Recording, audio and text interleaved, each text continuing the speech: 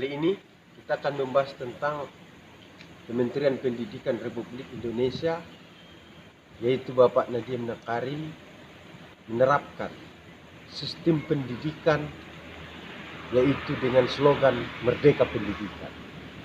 Perlu kita ketahui bahwa ide yang dilakukan, yang diterapkan oleh beliau dengan situasi dan kondisi saat ini, Anda sebagai Menteri Pendidikan ditantang oleh zaman.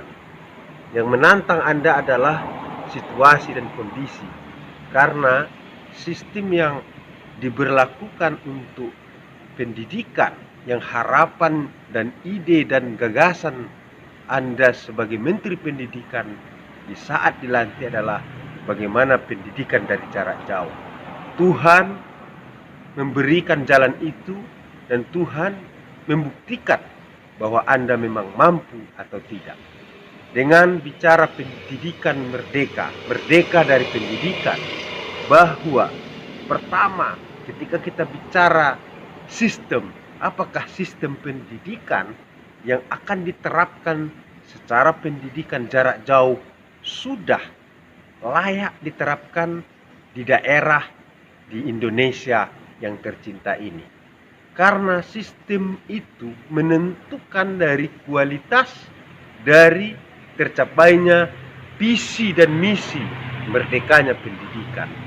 Merdeka yang pertama dalam sistem adalah tidak terlepas dengan kualitas pendidikan, yang mana kualitas itu didorong dari perangkat yang namanya perangkat sistem pendidikan tersebut.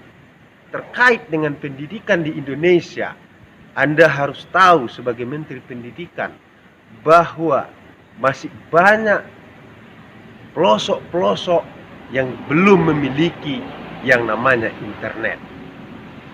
Artinya, sebelum menerapkan suatu kebijakan, Anda harus mendiagnosa berapa daerah, berapa wilayah, dan berapa pelosok yang belum memiliki yang namanya internet. Itu harus ada catatan. Kedua, bicara kualitas, apakah dengan sistem yang akan diterapkan masyarakat, terutama siswa, mampu menerima dari era digital hari ini. Mungkin di perkotaan masyarakat sudah biasa menggunakan digital, tapi yang di pedesaan baru kali ini. Bukan berarti masyarakat Indonesia tidak mampu, pasti mampu. Akan tetapi dengan bicara merdekanya pendidikan hari ini, saya pikir belum pas diterapkan di Indonesia ini. Maka saya katakan Nadiem Makarim selaku Menteri Pendidikan gagal merdekakan pendidikan di Indonesia. Dengan situasi COVID-19 ini, bahwa terbukti apa yang dirasakan oleh masyarakat di sana di sini, baik itu di pedesaan, di pelosok, bahkan di kota sekalipun, seluruh masyarakat, terutama orang tua dari siswa, merasakan yang namanya keresahan belajar di masa online. Kenapa? Bahwa itu sesungguhnya rakyat Indonesia belum siap. Ini menunjukkan belum siap untuk menuju yang dimaksud oleh Menteri Pendidikan, belajar dari jauh.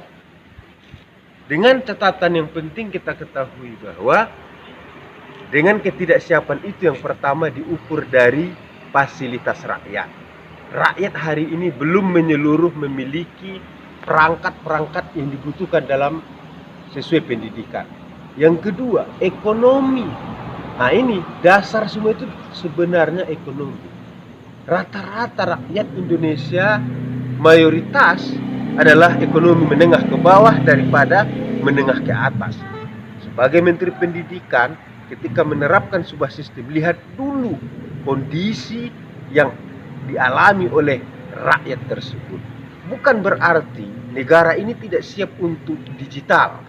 Siap, tetapi mana perangkatnya? Mana dan mana?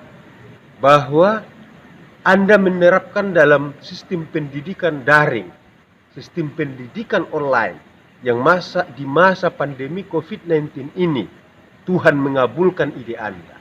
Tetapi Anda salah menerapkan, Anda salah memberikan terkait dengan bantuan paket data kuota internet kepada siswa dan mahasiswa, kepada guru dan dosen. Terbukti dengan berdasarkan aturan yang ditetapkan oleh Kemendikbud melalui Sekretaris Jenderal Kemendikbud nomor 14 tahun 2020 bahwa kita rasakan aturan tersebut tidak tepat sasaran. Terutama adalah paket data yang diberikan masih banyak siswa yang tidak memperoleh. Masih banyak mahasiswa yang tidak peroleh. Pertanyaannya, paketnya kemana? Paketnya kemana? Sebagai Nadiem Makarim bicara merdeka. Merdeka. Ketika bicara merdeka, tidak ada lagi yang sengsara, tidak ada lagi yang susah, tidak ada lagi yang berpikir yang untuk kepentingan kemerdekaannya. Tetapi hari ini rakyat belum merdeka, baik secara ekonomi maupun secara fasilitas, terutama pendidikan.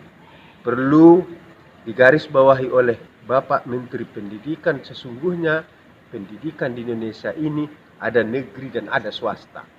Ketika bicara negeri, mungkin pemerintah berdasarkan terkait dengan Undang-Undang nomor 31 bahwa pendidikan itu adalah diwajibkan pemerintah membiayainya sebesar 20%.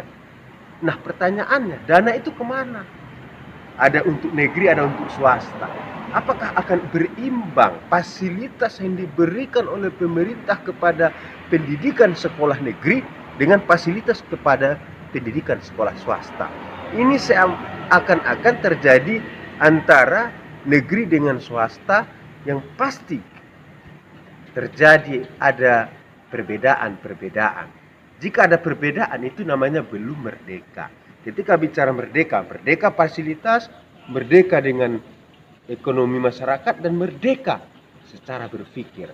Saya pikir ide Bapak memerdekakan pendidikan di Indonesia ini Anda gagal. Untuk itu saya meminta dan mengajak seluruh rakyat Indonesia kepada Bapak Presiden Republik Indonesia, Bapak Joko Widodo, agar Bapak Nadiem Makarim fokus sajalah untuk sebagai pimpinan Grab. Tak perlu diurusnya masalah pendidikan di Indonesia. Kenapa? Kultur dan budaya cara belajar masyarakat Indonesia selama ini yang tatap muka saja, yang dibina per detik, per menit, per minggu, per bulan, per hari dengan teori pendekatan berbagai multidisiplin, belum juga generasi itu sesuai dengan harapan.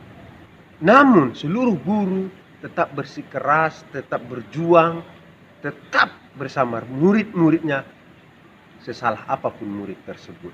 Tapi dengan adanya sistem hari ini menyatakan merdekanya pendidikan, saya pikir hanya slogan yang ada, nyatanya tidak terbukti.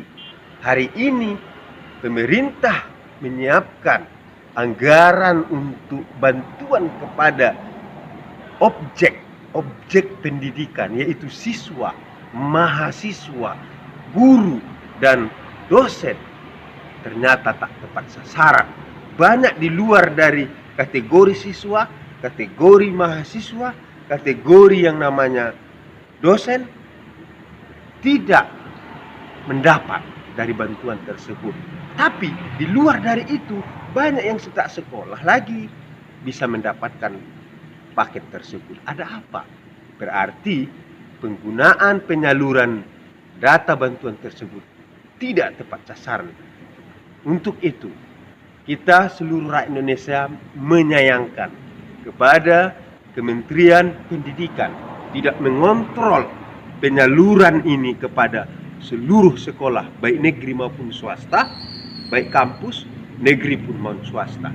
Sesungguhnya harus ditabulasi benar-benar bahwa berapa siswa di swasta di setiap daerah, berapa guru di negeri dan swasta di setiap daerah, berapa mahasiswa dan dosen di setiap daerah. Ini harus jelas database yang Bapak miliki.